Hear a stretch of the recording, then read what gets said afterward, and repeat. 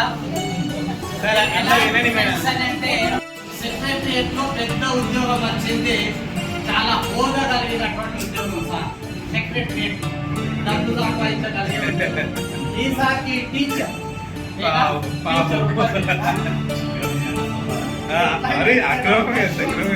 ఈసారి టీచర్ ఉద్యోగం వచ్చింది సార్.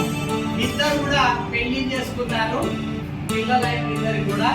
ఇప్పుడు ఈ సార్ వాళ్ళ టీచర్ కదా, ఈ సార్ వాళ్ళ మిస్సెస్ సార్కు అంటుంది, చూసావా నీ ఫ్రెండ్ పెద్ద బంగ్లా ఉన్నది, పెద్ద కార్ ఉన్నది, పిల్లలు కార్పొరేట్ స్కూల్లో చదువుతున్నారు, నువ్వు మంచి ఇల్లు లేదు, ఒక కార్ లేదు.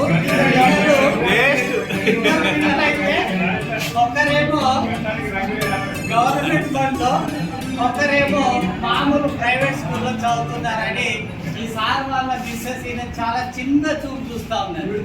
ఆయనతో పోల్చుకొని చాలా చిన్న చూపు చూస్తా ఉన్నది.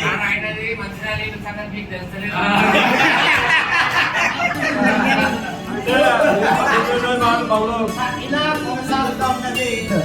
టైం అనేది ఆగదు కదా సార్. కాలచక్రం ఒక్కసారి గిర్రుమని పెరిగింది. సార్ రిటైర్మెంట్ దగ్గరికి వచ్చింది. రిటైర్మెంట్ దగ్గరికి వచ్చే వరకు సార్ ఏం చేశాడు, సార్ని రిటైర్మెంట్ కి ఆహ్వానించాడు, ఇన్విటేషన్ చేశాడు సార్. రిటైర్మెంట్ రోజు సార్ ఏం చేశాడంటే వాళ్ళ భార్యతో పాటు తీసుకొని వెళ్ళాడు సార్ వాళ్ళ రిటైర్మెంట్ ఫంక్షన్. వెళ్తే పెద్ద వాళ్ళు పెద్ద కార్లలో హైఫై వాళ్ళందరూ వచ్చి మంచి మంచి గిఫ్ట్స్ ఇస్తున్నారు. ఆ సీన్ అంతా చూస్తే మీకు అంత ఒక్కసారి వెళ్ళిపోయింది.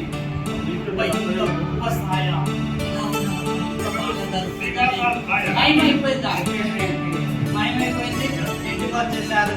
నెక్స్ట్ ఇంకా కొన్ని రోజుల తర్వాత మన టీచర్ గారి కూడా రిటైర్మెంట్ అనేది వచ్చేసింది. సార్ ఏం చేసింది, మళ్ళీ సార్ చెప్పాలి ఫ్రెండ్ కదా, బెస్ట్ ఫ్రెండ్ కాబట్టి సార్ కూడా మన శాంతి సార్కు ఇన్వైట్ చేశారు. నా రిటైర్మెంట్ రాంటి అని ఇన్వైట్ చేశారు. సార్ ఏమన్నారంటే, రేపు మరి మా ఫ్రెండ్ వాళ్ళకి రిటైర్మెంట్ ఉంది, మనం ఇద్దరం కలిసి వెళ్దామని. ఆమె ఏమంటుంది అంటే, పెద్ద ఫంక్షన్ చేసుకోవాల్సిన అవసరం ఉంటుందా అని చాలా తక్కువ వేసినా కూడా ఆయన రిక్వెస్ట్ చేసి మళ్ళీ వస్తాడు. ఏమనుకుంటుందంటే ఆమె ఆలోచన ఏంటంటే, పూర్వ విద్యార్థులు ఒక 10 మంది, ఇప్పుడున్నటువంటి స్టాఫ్ ఒక 10 మంది, తర్వాత కొంతమంది ఫ్రెండ్స్ కలిసి ఒక 20-30 మంది మాత్రమే ఈయన ఫంక్షన్ కు రావచ్చు అని అనుకొని వస్తుంది. ఒక బాగా చిన్న చూపుతోనే వస్తుంది. వచ్చిన తర్వాత పూర్వ విద్యార్థులు అందరూ వస్తారు, అలాగే ఇప్పుడున్న స్టాఫ్ వస్తారు. వీళ్ళు ఇప్పుడున్నటువంటి విద్యార్థులు వచ్చి ఈ సార్ ఏం చేస్తారంటే పల్లకిలో కూర్చోబెట్టుకొని మోసుకుంటూ వస్తూ ఉంటారు.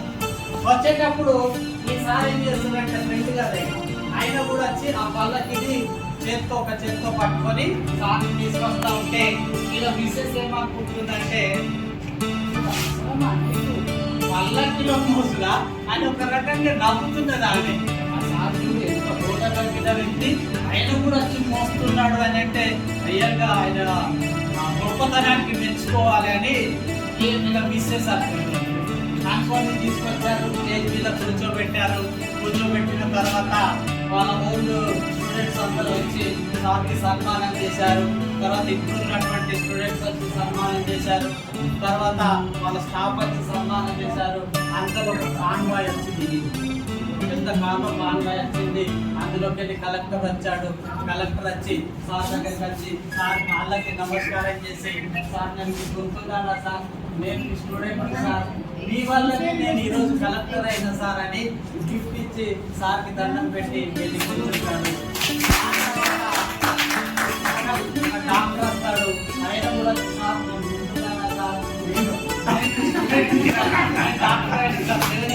ఇదంతా మీ వల్లనే సార్, మీ వల్లనే డాక్టర్ అయిన సార్ అని ఆయన సన్మానం చేస్తాడు.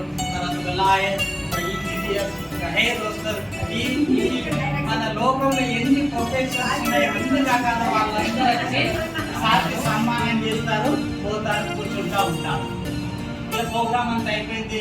మళ్ళీ మన భార్య పిల్లలు ఇంటికి వచ్చారు.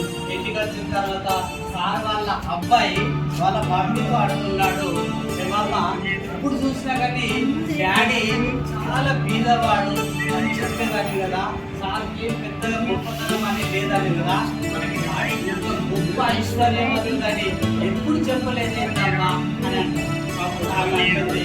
బిడ్డ నాకు కూడా ఇంకా గొప్ప ఐశ్వర్యవంతుడనేది యొక్క మోరల్ ఏంటిది అని అంటే, ఉపాధ్యాయం యొక్క లైఫ్ అనేది ఆల్బంలో ఉండే ఫోటో లాంటిది. ఆల్బంలో ఉండే ఫోటో కొత్తగా దిగి పెట్టినప్పుడు మామూలుగానే అనిపిస్తుంది, కొన్ని రోజుల తర్వాత చూస్తే అబ్బా ఇంత చక్కగా ఉంటుందా అని అటువంటి ఫీలింగ్ వస్తుంది కదా సార్.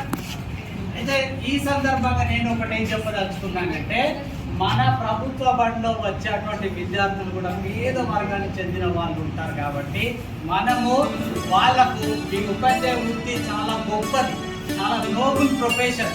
అన్ని వృత్తులను అన్ని రకాల వాళ్ళని తయారు చేసేటువంటి ప్రొఫెషన్ మనది కాబట్టి మనము ఆ ఉపాధ్యాయ వృత్తికి ఉన్నటువంటి దాని పేరుని అలాగే కొనసాగిద్దాం, ఇంకెంతో మందికి జీవితాలను సరిచేద్దామని కోరుకుంటాం.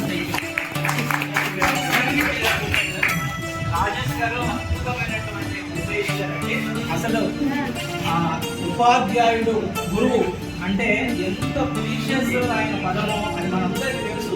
సో ఈ కథ ద్వారా చిన్న మోటివేషన్ అని చెప్పేసి ఆయన కలిగింది హృదయాన్ని మొత్తము. అంటే మీరు ఒక సమాజాన్ని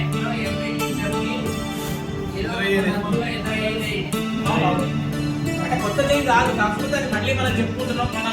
మన ప్రొఫెషన్ యొక్క ప్రీషియస్నెస్ అనేది చెప్పుకుంటున్నాం. మళ్ళీ గొప్ప కథ మళ్ళీ మనం